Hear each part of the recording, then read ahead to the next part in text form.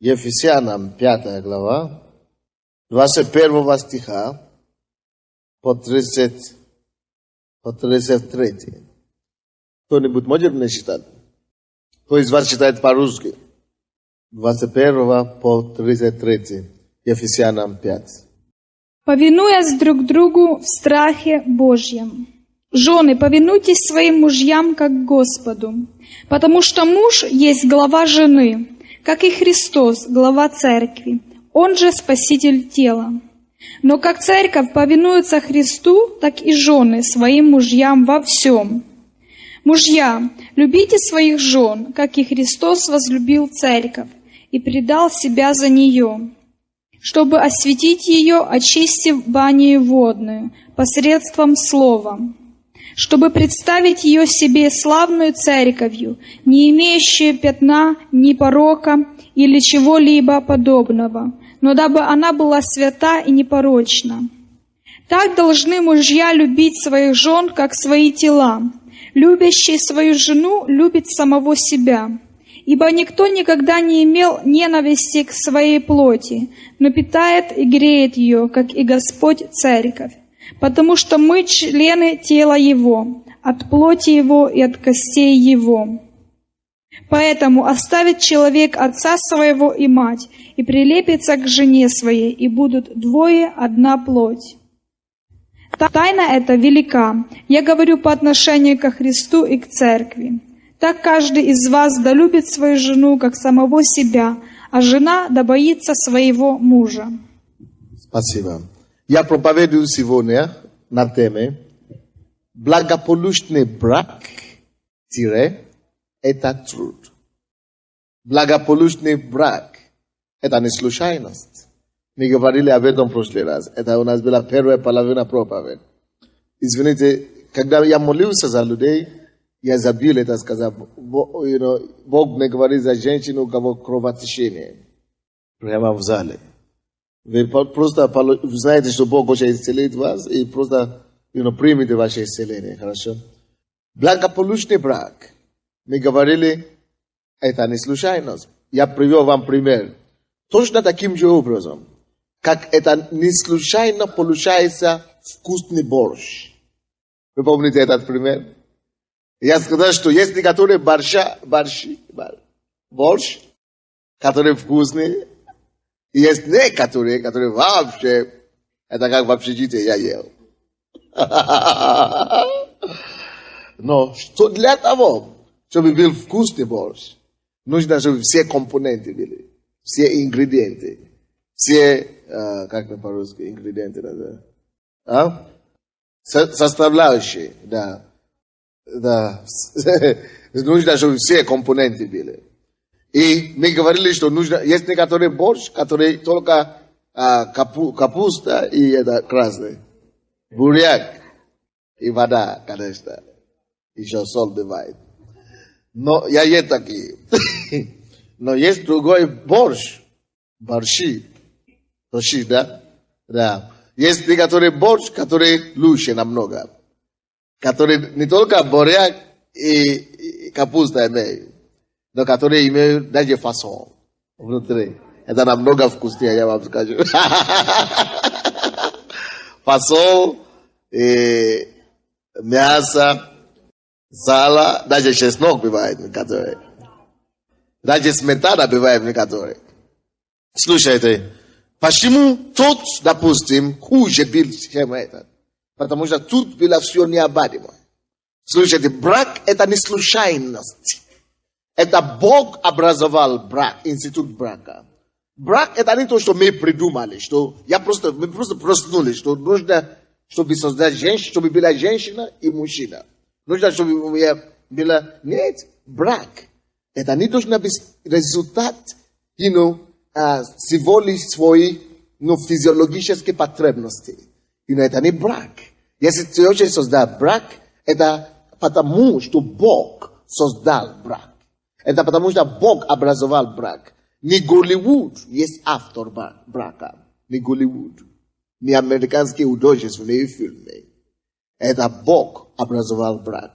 И если это он автор брака, точно таким же образом, как любой конструктор.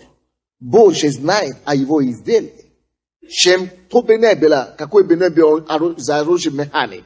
Конструктор все равно Бог же знает, потому что он разработал вообще это изделие.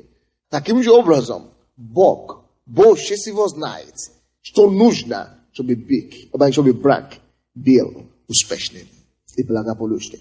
Поэтому мы читаем Библию. Поэтому мы не пренебрегаем Бога, Поэтому мы не надеемся на себя, что мы уже вот такие крутые. Как будто мы не имеем источника. Мы имеем источник. Христос есть наш источник. Бог есть наш Создатель. Он создал, образовал брак, потому что Он видит наши необходимости в браке, в семье. И только Он может дать нам правильные рецепты. Вот то, что я сказал, когда я говорю про Бога. Его рецепты. Только Он может дать нам правильные рецепты, как благополучно строить и заседать благоуспешные и семью, вами брак. Поэтому я говорил в прошлый раз о том, что брак есть прежде всего труд. Почему труд? Потому что если ты просто думаешь, что я женюсь, я выйду замуж, и есть некоторые, которые так думают. Я разговаривал со многими людьми. И многие говорят, какой у тебя парень, какой у тебя муж, жених? Он ничего, но я его изменю, я успею. Все, я изменится. То есть, я изменю. Ты уже заранее потерпи поражение таким образом, таким отношением. Прорвали, как мы говорим. Ты уже, проиграл. Провал. Это провал. Ты готовишь себе не брак. Это провал будет. Что я имею в виду? Вы слушаете меня, да? То есть семья не должна быть результат случайности. Брак не должна быть что-то не придумано, не подготовленное. Почему не подготовиться? Нужно подготовиться к браку. И мужу должен знать, что если я хочу иметь, или жениху должен знать, жених должен знать, если я хочу иметь хороший брак, хорошую семью, я должен уже подготовить себя. Жена не должна надеяться на то, что я его изменю. Но он изменится. Но он все равно, я слышу. Ты должна знать, как жена, что и я должен работать над собой, и он должен работать над собой. Брак есть труд с обеих сторон. Точно таким же образом, как требуется труд, чтобы добиться какой-то значительный успех в мире вообще.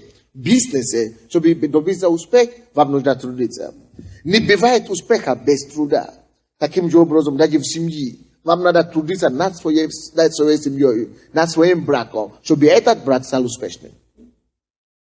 То есть, муж должен трудиться над собой, не только надеяться на то, что жена изменится. Но она изменится. Ты должна измениться. Если ты не изменится, мы разведемся. Тогда тебе придется развести всю жизнь, пока ты вообще не умрешь одиноким. Факт заключается в том, что брак – это улица с двухсторонних движений.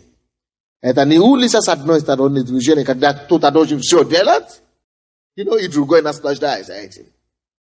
И я говорю вам, что эти ингредиенты, которые необходимы для успешного брака и для успешной семьи, я сказал, первое, это какой? Неужели только 3 человека были в прошлое воскресенье? Вы уже забили. Поэтому я сказал, желательно, чтобы мы приходили в церковь с нашим конспектом. Потому что мы забудем, даже если у тебя очень хорошая память. Потому что мы учимся каждый раз. И нужно, чтобы запоминать. И поэтому надо записывать иногда. Вот. Прежде всего, если ты хочешь жениться, и надеяться, рассчитываться на то, что эта семья будет успешная семья, нужно прежде всего иметь посвящение. Просто принять решение, как муж, что я хочу иметь семью, и я хочу жениться на этого человека, и я готов посвятить себя этому человеку, этой семье. Если ты не уверен, что это есть человек, кому ты можешь себя посвятить, тогда зачем гулять с этим человеком? Зачем встречаться? Зачем жениться? Зачем тратить твою судьбу и ее будущность? Поэтому в церкви, в нашей церкви, поэтому мы не гуляем. Вы знаете, что вы знаете, как люди в миру, они пробуют эту, а потом и вообще женятся на четвертую. Мы так не поступаем. Это поступка неразумных людей. Это поступка людей мира сего, которые руководимы похотью. Но когда мы верим в том, что брак действительно состоится на небесах, или как говорится, то есть брак состоится на небесах, то есть это Бог образует семью. Бог приводит тебя на путь твой. Если ты молишься и надеешься на Бога, Бог приведет на путь твой богобоязненного человека, мужа или жену, который будет тебя любить и тебя одного любить. И посвятить себе. Поэтому, когда я собираюсь, допустим, жениться, я думаю о том, что если я уже буду жениться, то это должно быть успешно на 100%. Когда мы женились прежде всего, моя жена мне сказала, я удивился, удивлена, насколько ты так серьезно берешь за все это. За семью. Потому что я такое же посвящение у меня к семье, как к Богу, как в церкви. То есть у меня нет такого, что я больше люблю свою работу, допустим, чем свою семью. Наоборот, мы должны больше любить свою семью, а потом свою работу. Вы понимаете меня, да? Конечно, мы любим Бога больше все. Но это понятно. То есть, поэтому у тебя должно быть такое посвящение этому браку, что я готов, и я буду готов оставить все, чтобы только быть с моей семьей, с моим супругом. И есть другая ошибка. Есть некоторые люди женятся, да? И когда они жили вдвоем, у них была такая хорошая семья. Но когда дети появились, они стали отделяться друг от друга. Это тоже неправильно. Твое посвящение, прежде всего, должно быть не детям даже, а твоей супруге и твоему супругу. Потому что вы женились. Если бы вас не было бы этих детей. Поэтому ничего мне не должны позволить. Что значит посвящение? Посвящение значит, я не позволяю ничего прийти между мною и тобой. Я посвящал себя тебе на всю жизнь. И что это значит? Это значит, допустим, когда и слушают, дорогие мечтатели, молодежи. Некоторые ищут, вы знаете, почему они не женятся? Они ищут совершенных парней. Они ищут совершенных девушек. Или женщин. Ты не найдешь совершенных. Когда тебе придется на Бога жениться.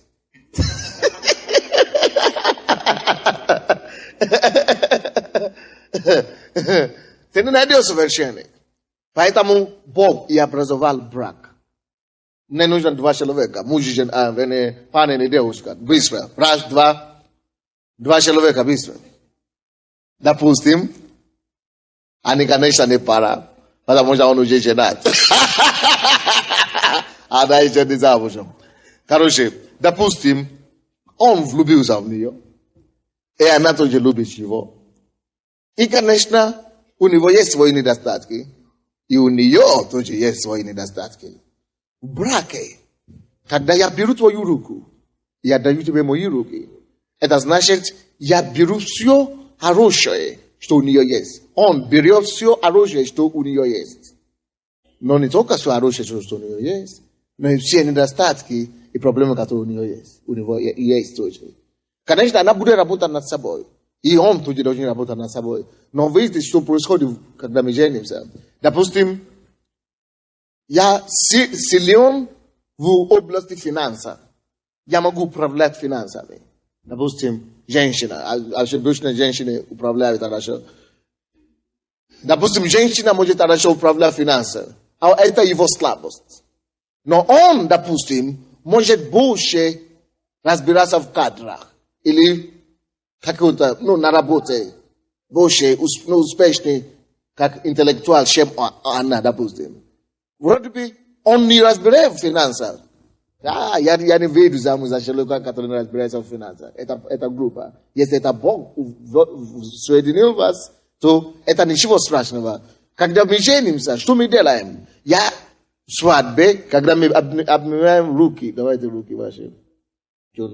Да, вот так. Это значит, я беру свою жизнь, тебя как ты есть. Это значит, мои On теперь будет восполнять ее слабостям, и она будет восполнять его слабости. Допустим, она сильна в области финансов, а она слаба в области, допустим, кадра, чтобы разбираться в людях. Он будет восполнять это за нее, и она будет ему помогать в области финансов. Вы слушаете меня, да? То есть брак это как завет. Это значит, я беру тебя такой, как ты есть. И я восполняю твои слабости. Ты восполняешь мои. И мы заполняем друг другу. Но вы знаете, то, что некоторые делают. Они находят слабости друг друга и указывают пальцы.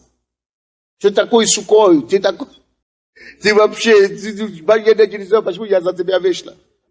Слушай, это не христианский характер. Бог, который это предвидел брака, да? Прежде чем соединил мужа и жену, он видит, что у него слабости. Он видит, что у нее тоже слабости. Но поэтому он не приведет тебя на ее путь, чтобы ей помочь одолеть и преодолеть и восполнять эту нужду. И наоборот тоже. Поэтому он не привел ее. Поэтому тебе нужно жениться не просто на кого попало, а то тебе придется всю жизнь потом плакать.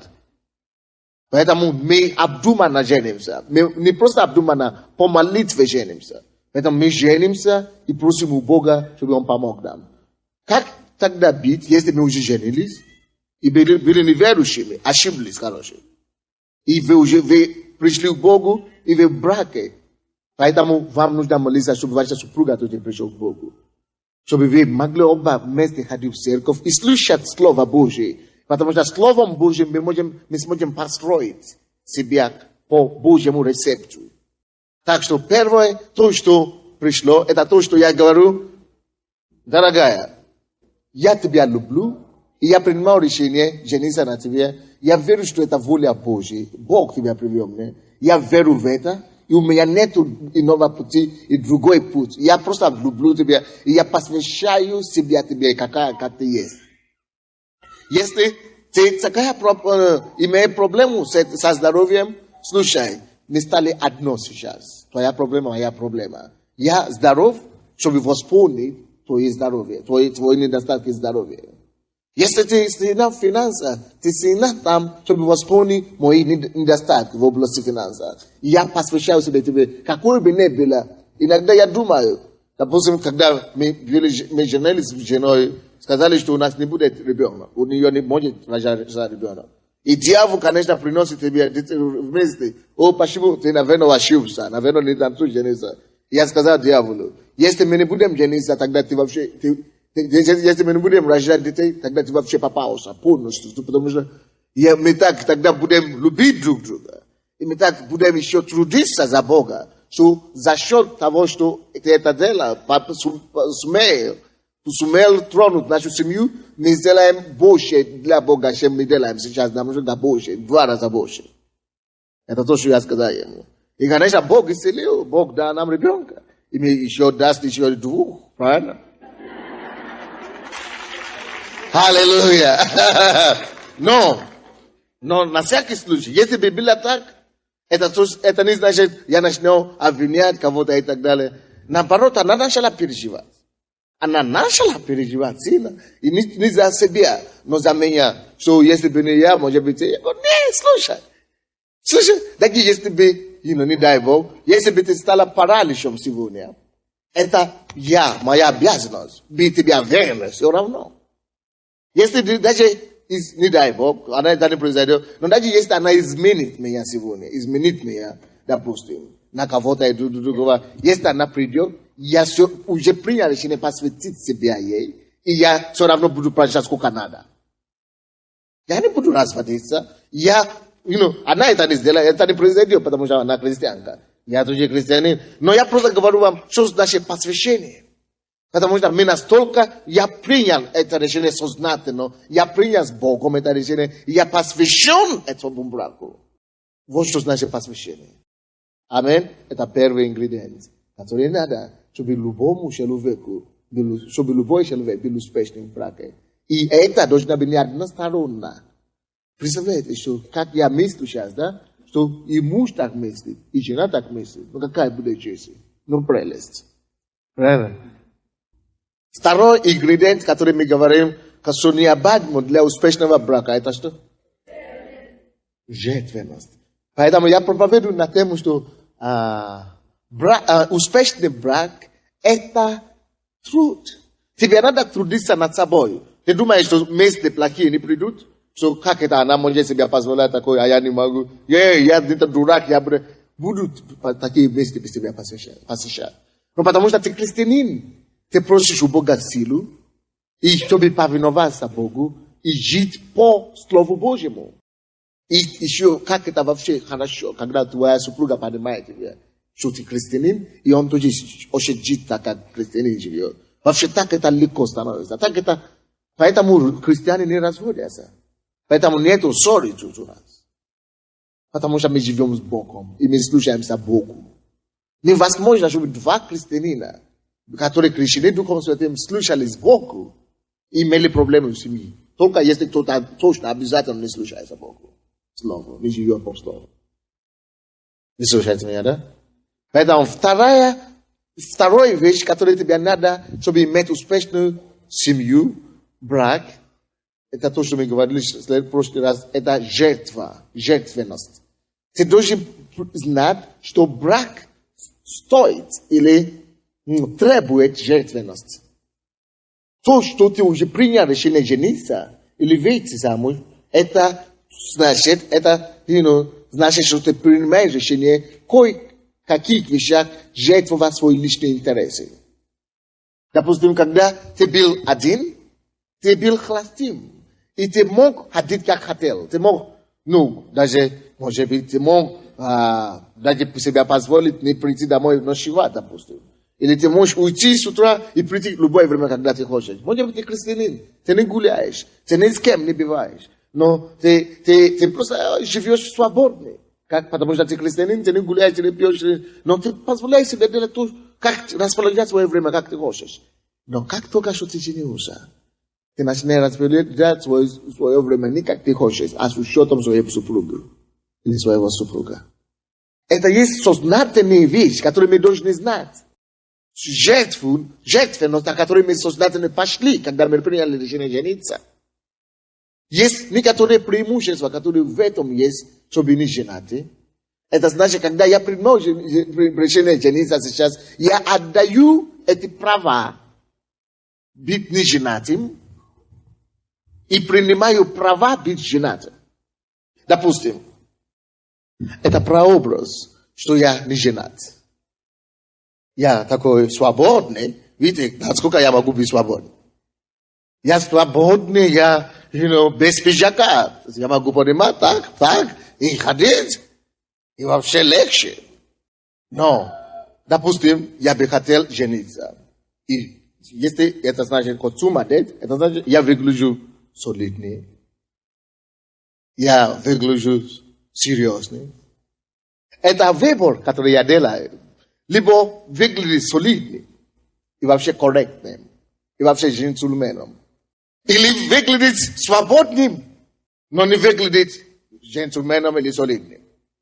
Я делаю выбор. Как только что я одел костюм, я стал солидным. Я стал более корректным, джентльменом. Так? Но я потерял свободу, прыгать как хотел, и двигаться как хотел. И еще и жарко. Разве это не интересно?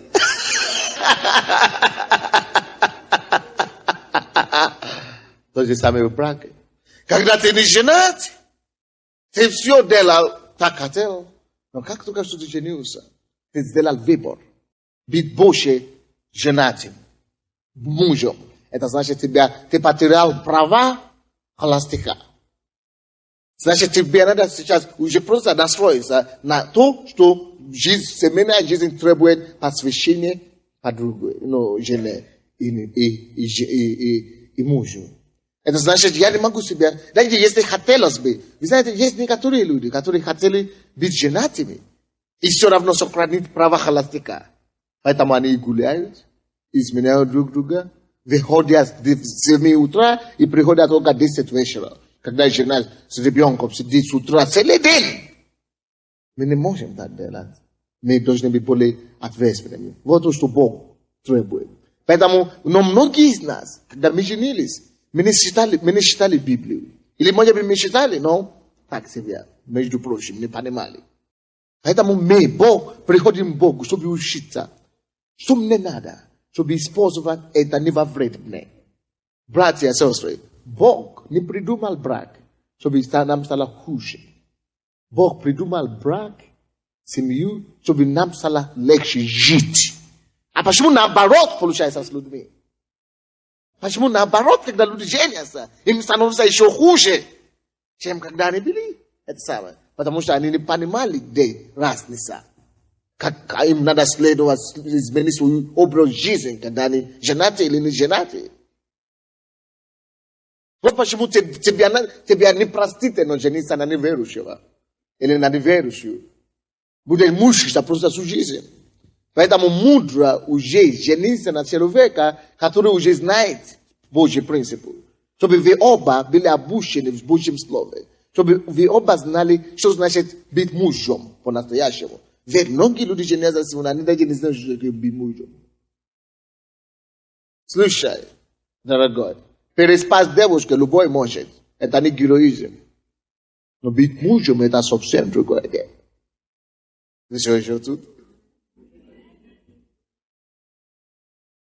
Ну какой подвиг там?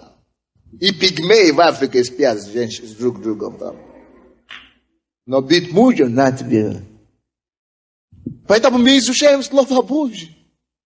Чтобы быть образованными. Чтобы быть наученными. И чтобы мы могли строить свою жизнь в соответствии с Божьими правилами и принципами. Вы поняли меня, да? То есть второе, то, что тебе надо, если ты хочешь жениться, это тебе надо знать, что семья, брак, женитьба требует жертвенности. Давайте скажем все так. Брак требует жертвенности. Жертвенность. Допустим, я вам дам такой пример. У кого ребенок здесь? Кто когда-нибудь воспитывал ребенка? Мужа или жены, папа или мама? Кто когда-нибудь воспитывал? Или жил в доме, где воспитывался ребенок? Допустим, когда ты принял решение быть мамой, стать мамой. Это интересно. Когда ты принял решение стать мамой, это значит, ты также принял решение жертвовать некоторый сон. Потому что когда ребенок родился в семье, и папа, и мама начинают не спать ночью, график сна сбивается. Потому что если ты хочешь продолжать спать такой, как ты спал до того, как у тебя родился ребенок, ты тогда этот ребенок умрет через 2 месяца. Потому что ему надо через 3 часа кушать. Каждые 3 часа, а ты спишь. Но, поэтому, когда мы решили, допустим, рожать детей, мы это знаем, что есть некоторые неудобства. Ну, это все памперсы менять постоянно. Некоторые вообще нету памперса, у них есть эти пеленки, надо стирать тогда. Мы знаем, на что мы идем. Это жертва. Но мы идем на это. Женщины, которые всегда были стройные, как моя жена сейчас, но надо было смотреть на нее год назад. Она всегда была стройная, имея хорошую фигуру. Но как только что она принимает решение рожать, иметь ребенка, она должна жертвовать что-то. Фигуру, работу и много чего. Чтобы просто за привилегии стать матерью. И назваться матерью. И иметь ребенка. Вот что значит быть в браке. То же самое означает. Не просто жертва в отношении детей. Но как быть женой, допустим, это значит иметь определенную жертвенность. И ты готова на это. И быть мужем то же самое. Вот, и муж и жена должны знать, что в брачной жизни успешный брак требует взаимной жертвы от друг друга. Если моей жене нужно будет, допустим, когда я женился, я раньше любил быть с моими друзьями, гулять с ними, до поздна и так далее. Но, когда я женился, слушай, я вынужден удаляться от моих друзей. Когда я не хотел это делать, у меня были неприятности. Аминь. Поэтому это жертвенность, чтобы быть побольше с моей женой. Есть некоторые из вас, вы вместе с работой идете на выпивки с друзьями, чтобы сидеть, поговорить допоздна. Вы вообще забыли, что дети есть дома, тем более жена. Это примитивность. Это животная жизнь. Ты привел домой жену, а не холодильник какой-то, или мебель. Чтобы ты знал. И то же самое с женами. Жены тоже не имеют права бегать с подругами. Вы знаете, есть некоторые женщины, которые только любят сидеть у девушек в подъезде следующей, или в следующей квартире, чтобы с подругами говорить с утра до вечера. Они забывают о том, что муж приходит с работы. Не приготовили ничего заранее. А потом тот приходит, а потом говорит, вообще я не буду кушать дома, я лучше буду на улице кушать. Потому что никогда не было ничего готово. Но, может быть, раньше любил это дело, разговаривать и это самое болтать. Но ничего, когда ты была одна. Но теперь, когда ты уже замужем, слушай, ты уже жена, будь женой. Жертвенность. Ты должен жертвовать это сплетни, чтобы быть женой. Вы думаете, это правильно? Это то, что Библия говорит. Ефесянам 5, то, что мы читали. Аминь. Третье сегодня. Я сегодня рассмотрю быстренько третий пункт и четвертый пункт.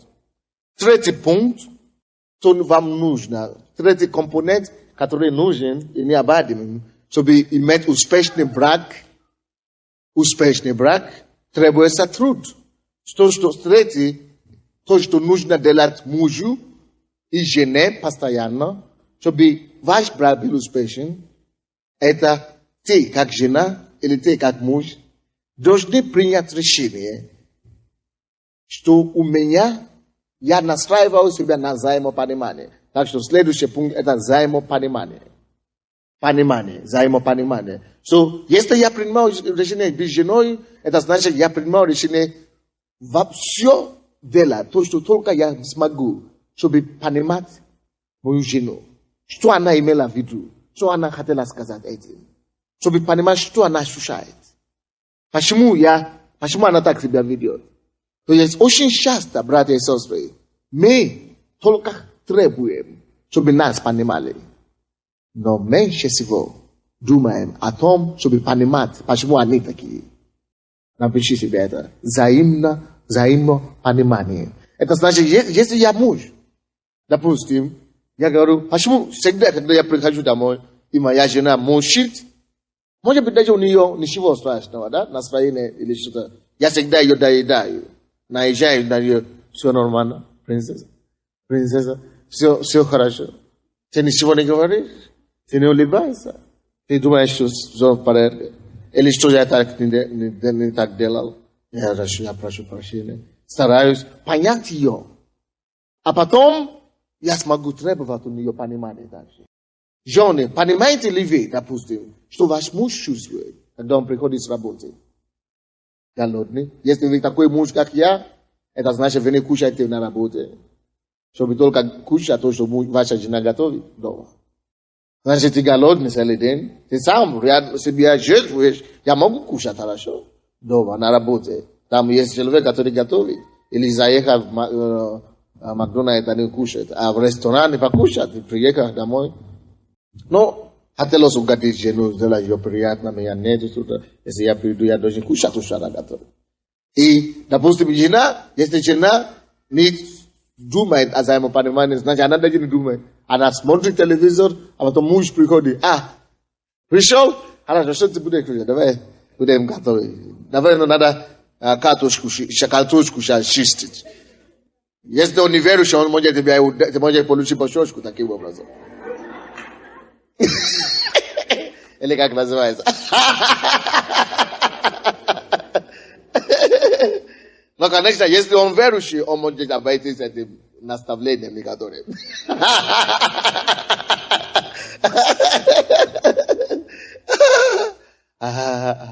Хороший.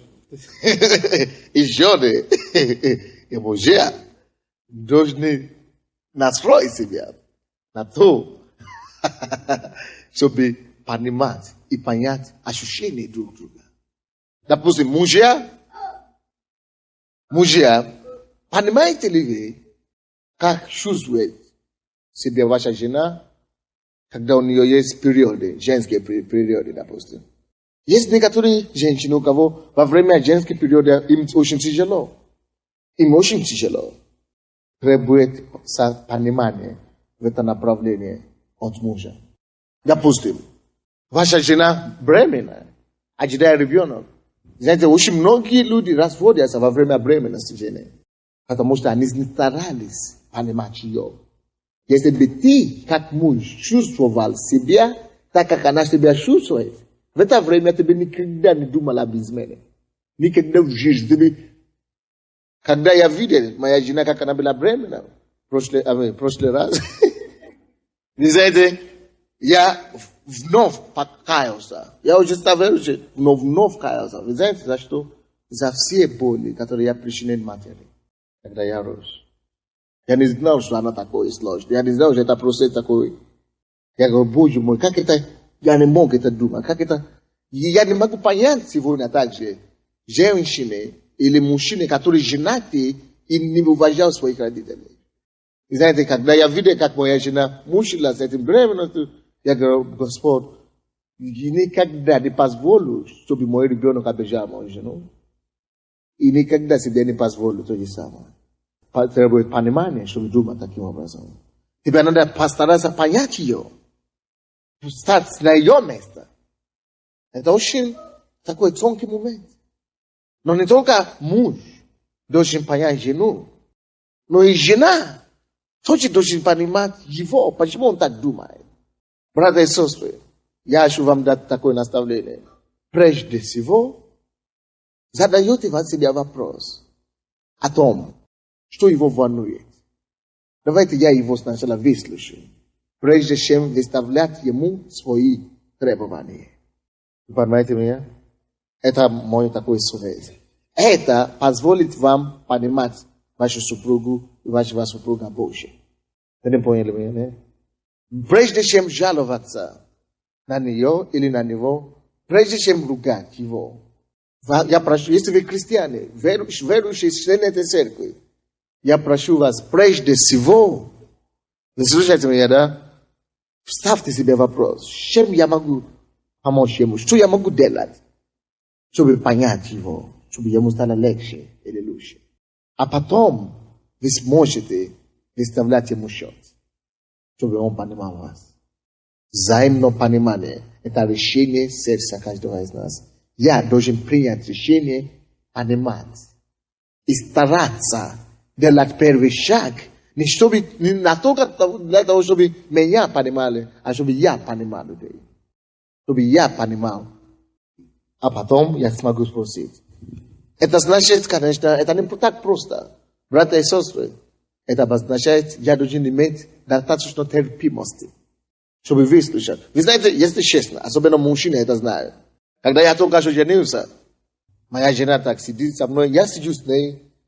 Когда я только что женился, моя жена так сидит со мной, я сижу с ней, потому что я это уже знал, я считаю, готовился к этому, но я не жил этим на практике. Она рассказывает разные истории. Если честно, я хотел спать в это время. Это сейчас можно так сказать, но тогда, конечно, я скрывал. Я делал вид, как будто я ее слушал внимательнее, чем живу. Она говорит, дорогой, ты слышишь, да, меня? Я говорю, конечно, ты что, конечно.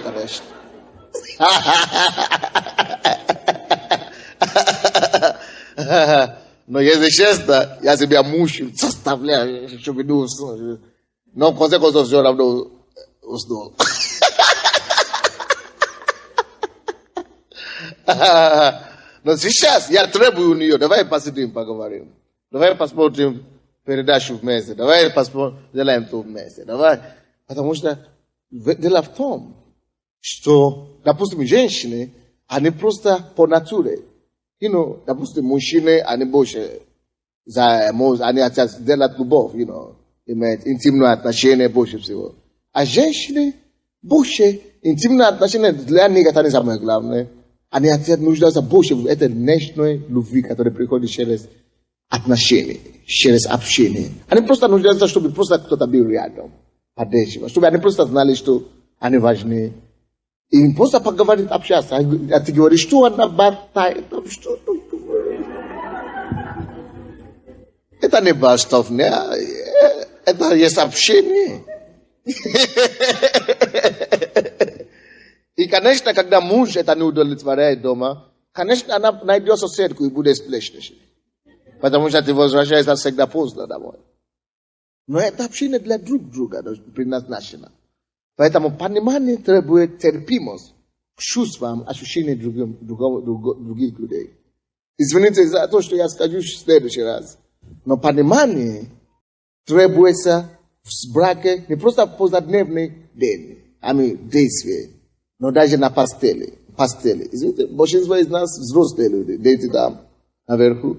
Но если у тебя не будет взаимопонимания, если ты не будешь ставить на первый план понимание своей супруги и своей жены, у тебя будут сексуальные проблемы.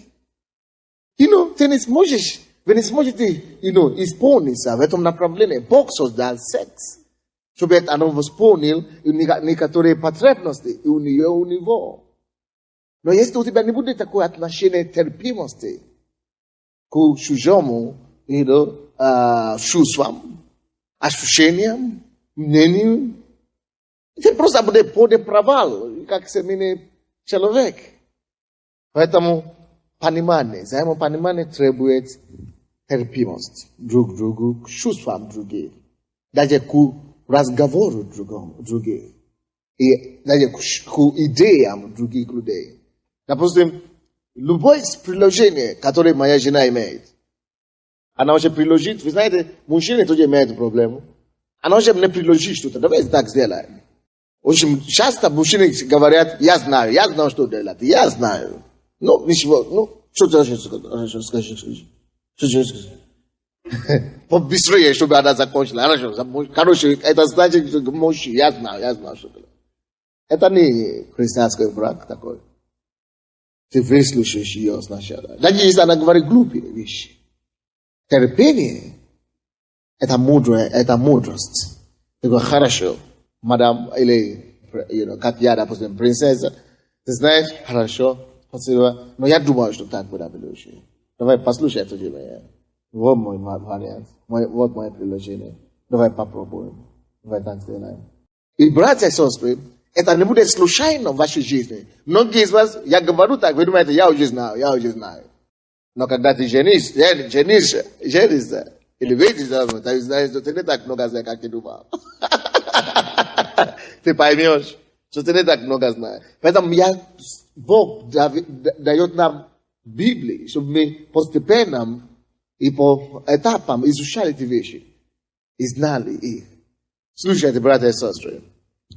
Если ты хочешь иметь успешный брак, успешную семейную жизнь, брат или сестра, послушайте, первое, то, что вам надо иметь, прежде всего, то, что вам надо иметь, это именно в этом пункте понимания, да? То, что вам надо иметь, это умение слушать. Напишите себе, умение слушать. Если честно, большинство людей, даже образованные, даже так называемые интеллектуальные, не умеют. Слушай, когда я журналист по профессии, когда я учился в университете, это целый урок, целые задачи, чтобы научить людей слушать. Люди не умеют слушать. И я тоже был таким. Я никогда не думал, что слушать людей, просто другие, что это такая большое искусство. Оказывается, что она так тяжело. Человеческая натура, она хочет доказать. Когда ты слушаешь кому-то, тебе хочется доказать, что я знаю. Не надо говорить, я уже знаю. Когда ты слушаешь кого-то, ты очень говоришь, что нет, ты не умнее меня, я тоже знаю. Но брак не для этого образован, чтобы мы доказывали друг другу, кто умнее. Я не пытаюсь переубедить мою жену, что я глава семьи. И в том числе, в то же самое время, я не пытаюсь доказать ей, что я умнее или я что-то лучше ее знаю. Потому что я прекрасно знаю, что точно таким же образом, как я, некоторые вещи очень хорошо знаю. Точно таким же образом я могу проваливаться. Точно таким же образом без нее, если ее не будет. Поэтому тут даже то вещи, где я знаю, где я очень знаю, я всегда советую, говорю с ней все равно. Аминь. Умение слушать. Умение слушать даст вам, это первое условие для взаимопонимания. Просто иногда, конечно, когда ты слышишь, ты очень говоришь, мужчина, что ты говоришь, но тебя будет раздражать по плоти. Но если ты сможешь контролировать себя, держать себя в руки, и выслушать до конца, а потом только себе объяснить само себе, у тебя на 50% есть гарантия, что у тебя будет успешный брак. Умение слушать. Мир на улице не умеет слушать. Но мы христиане, мы дети Бога, мы должны это развивать в себе и быть похожи на своего Отца. Аминь. Это поможет нам иметь успешные брачной жизни, супружеской жизни. Последнее, то, что я хочу сегодня говорить, мы продолжим это через неделю после Осборна. Мы продолжим эту проповедь. Если вас не было в прошлый раз, поднимите, пожалуйста, вашу руку. В прошлое воскресенье вас не было в служении. Человек 500 не было в прошлый раз. Я советую вам взять эту проповедь. У нас в нашей церкви здесь есть аудиокассеты, которые каждого служения есть аудиокассеты. И есть видео тоже кассеты, каждого служения. Эти свидетельства можно слышать. Есть и видео, аудио. Возьмите эту проповедь прошлую, потому что, чтобы вы могли знать продолжение. Это продолжение сегодня, и будет еще продолжение через неделю. Последний пункт, ингредиент, который вам необходимо сегодня, это четвертый. Четвертый ингредиент, который нужен. Это взаимодоверие. Есть взаимопомощь, взаимопонимание. Теперь взаимодоверие.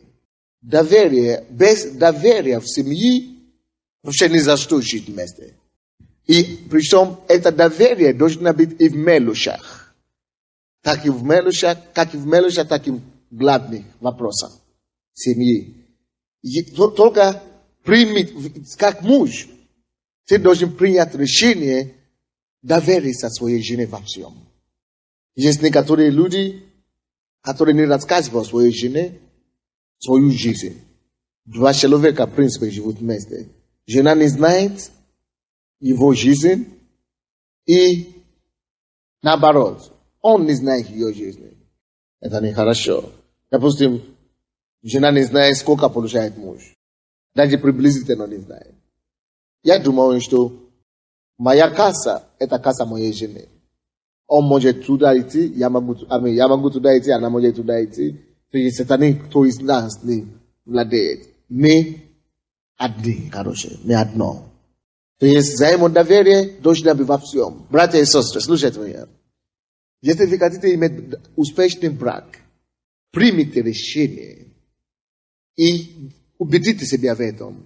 Это не может быть, не придет каждый день сразу, за один день. Но молитесь у Бога, хорошо? Просите у Бога об этом, чтобы доверить своей супруге или своему супругу всем, во всем.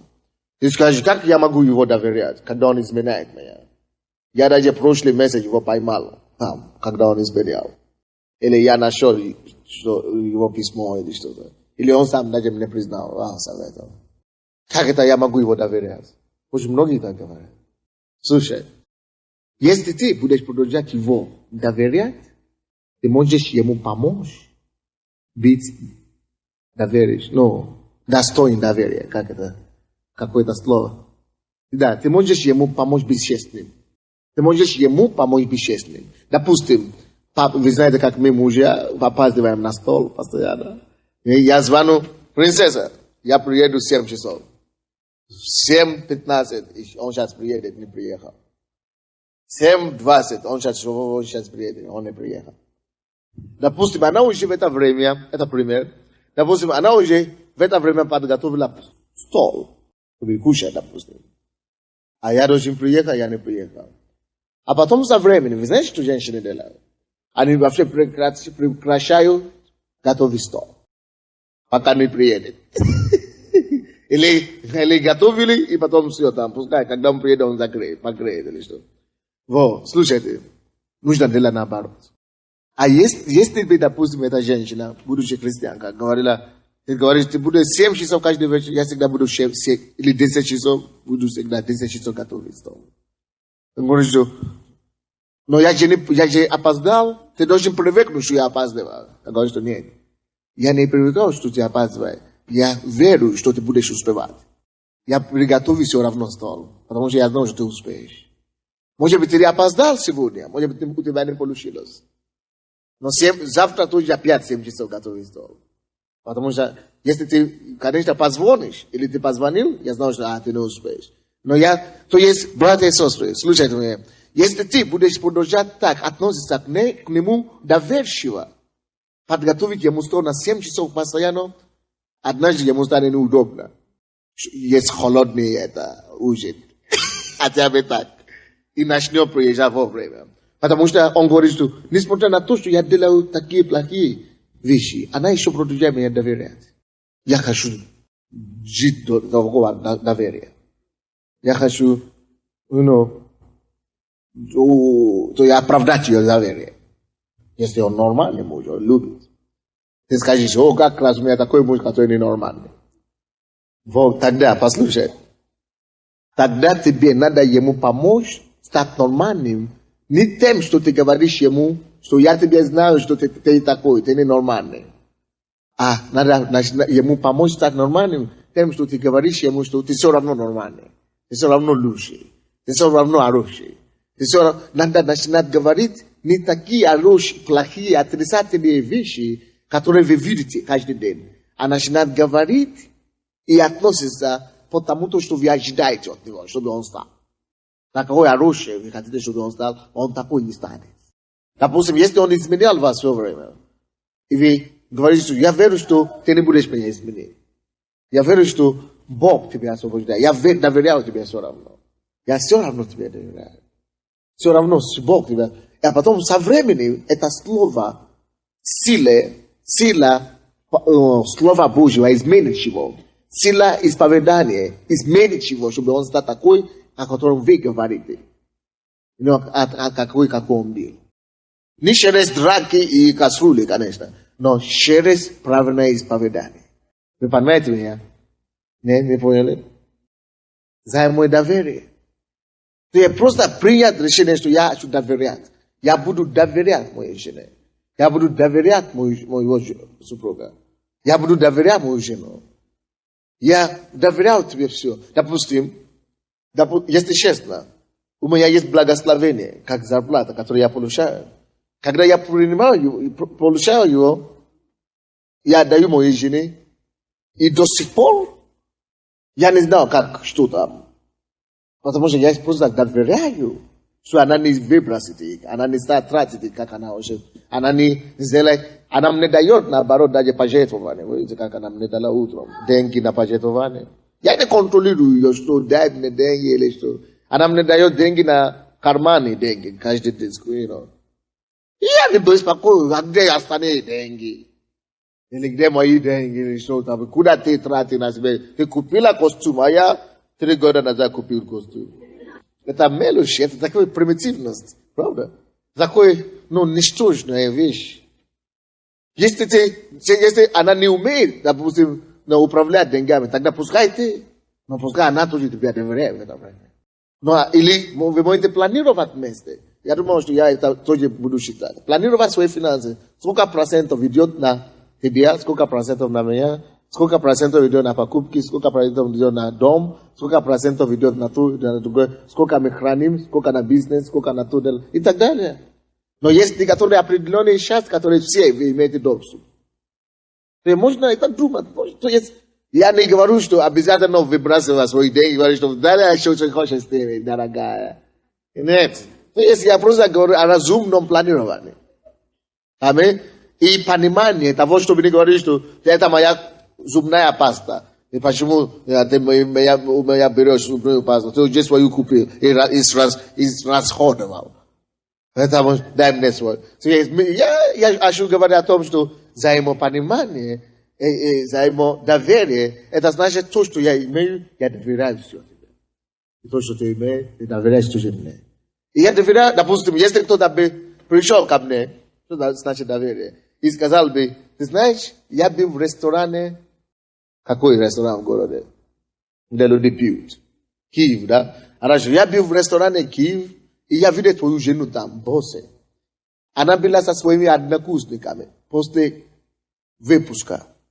То есть они получили диплом, они все пришли такие веселые, и твоя жена, я видел, что твоя жена взяла рюмку и пила шампанский с друзьями. Я бы сказал, хорошо, спасибо, что вы сказали.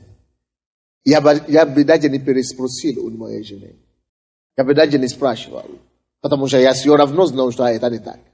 Даже если бы я спросил, да, это ради того, не потому что я знал, что это она была там, а просто чтобы сказать, что кто-то заблудился и думал, что это ты, когда это не была ты. Допустим, одна женщина подошла ко мне в церкви здесь. Женщина, пожилая женщина. И сказала, знаете, подойдите ко мне, подошла ко мне, говорит, молитесь за меня, у меня плохое здоровье. Я молюсь за нее. Она говорит, я думал, что кто-то меня проклинал. Я говорю, кто? Вы знаете, когда я вас обнимал, я видел, что ваша жена не так смотрела на меня. Когда, да, слушай, ну, это такое интересное, слушай. А когда я вас обнимала, я видел, что ваша жена, я танцевала с вами, и я видел, что она не так смотрела. Я говорю, да, серьезно? Она говорила, да, потому что потом, когда я ее увидел, подошел к ней, и она мне не ответила. Я говорю, да. Она говорила, да. Значит, она обиделась на меня. Может, поэтому меня это болезнь. Или она, прокляла меня, или что-то. Я говорю, я кто-то там был, из охраны. Я пытался так ее убедить в том, что это не может быть. Я говорю, может быть, это не моя жена. Что вы, наверное, ошиблись. Может быть, какая-то женщина другая. Но это не может быть. Она говорила, это же, я же сама даже подошла к ней. И просила у нее прощения, а она говорила, что нет, вы сюда. Я говорю, хорошо. Когда она уже не поддалась моим убеждениям, я говорю, хорошо, я понял. Я поговорю с ней. И, конечно, я знал, что это не может быть. Вы знаете, я просто знал свою жену. Она христианка, она живет по слову. Даже, тем более, чтобы сказать ей, что ревнует открыто так. Никогда в жизни. Даже ревновать, даже тихо. Я не видел ничего за нее так. Я доверяю ее. Даже если это есть, я все равно не хочу видеть. Я доверяю ее. И когда я пришел домой, я просто хотел, чтобы эта женщина успокоилась. Единственный цель, почему я говорю жене, чтобы она могла перезвонить этой женщине и говорить, может быть, это не она. И вы знаете, когда я говорю боссе об этом, даже боссе ее не знает. Но она, может быть, боссе была, она даже не помнит. Может быть, она даже была там, или что, она даже не знает ее даже. Тем более, события, когда это произошло. Тем более, она подошла, и она отослала ее. Вообще, она даже не знает. И вы знаете, мы убеждаем эту женщину, что это не так. Она даже вас не помнит. Она даже вас не знает. Она говорит, как это она не знает? То есть, я доверяю свою жену, допустим. И точно таким же образом ты должен доверять свою жену и своего мужа. Вы понимаете меня, да? Даже если это произошло так, я доверяю ее все равно. То есть это во всем. Абсолютно во всем, я имею в виду. Допустим, я не думаю, допустим, кто-то смотрел наши фотографии недавно и видел, как моя жена была, сидела в парке с какой-то парнем, братом из церкви, охраны. И она говорит, кто это парень? У меня спрашивают, потому что они так сидели, близко, как хорошо, хорошего отношения. Я говорю, парень из церкви, я даже не знаю, как его зовут. Да, хорошо, да. Я даже говорю, видите, как миру. То есть, но тут полнейшее доверие.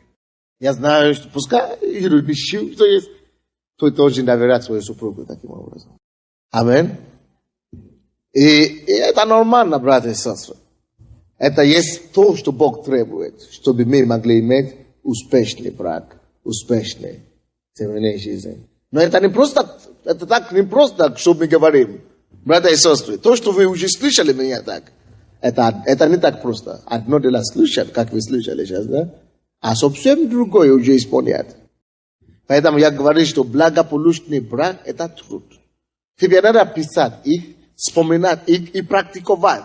Работать над собой, что нет, я не буду раздражаться. Нет, я буду понимать его. Нет, я буду его выслушать. Нет, я буду жертвовать себя, если надо. Нет, я посвящаю себя ей и так далее. Нет, я хочу доверять ее. Вы понимаете меня, да? Это труд. Тебе надо время от времени трудиться над собой. Тебе надо настроить себя в этом направлении. Давайте будем молиться. Преклоним нашу голову. Отдай свою семью Богу. Давайте отдадим свою семью Богу.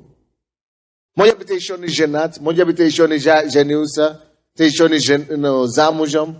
Отдай свою судьбу Богу, свою будущую супругу, своего будущего мужа.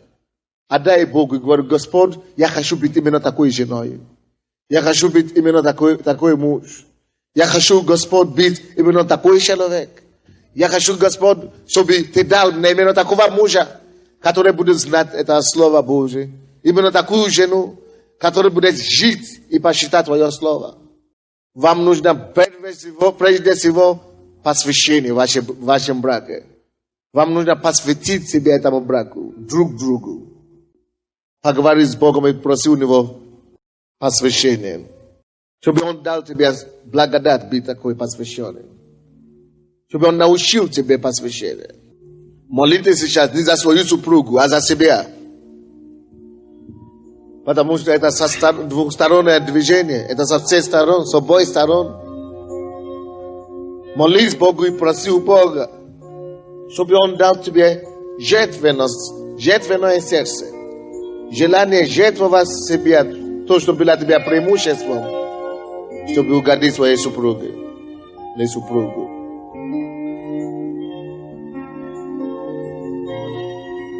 Проси у Бога понимание. Проси у Бога понимание. Что, Господь, я хочу уметь слушать и понимать моего супруга, мою супругу. Помоги мне, Господь. То же самое относится к детям, к родителям. Надо уметь слушать друг друга. Надо уметь понимать друг друга. И последнее, просите у Бога, чтобы Он дал вам доверие, взаимодоверие в вашей семье. Чтобы вы могли доверять супругу или супругу без ограничения. Если Бог вам дал такого мужа или такую жену, где вы будете, такую семью, где вы будете доверять друг другу, так как Богу это угодно.